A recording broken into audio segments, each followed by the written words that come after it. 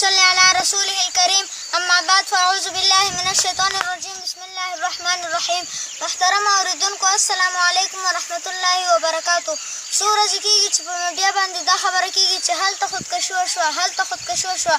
خلک ماشومان خرڅ شوي د بیکارۍ او اقتصاد له وجې. محترمو د اشرف غني عادي کرزي په وخت کې هم د چا کور ته پښه نه ورتلله.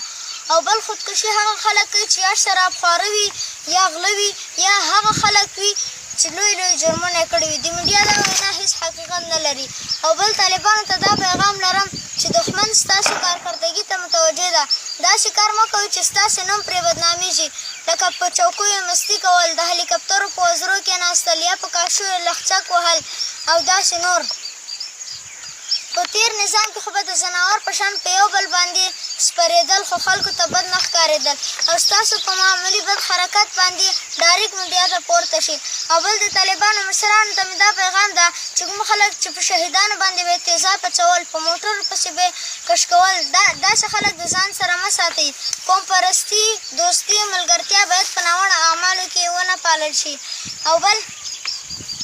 او بل په د تعلیمي ادارو کې باید ښه استادان وګمارل شي، ځکه چې د ښو استادانو نه به بیا ښه شاګردان فارغېږي. په اخر کې د اسلامي امارت د لا بریا په هیله ستاسو خادم سید رحمان ازکخیل. اسلامي امارت زنده باد. وما علینا الا البلاغ المبین.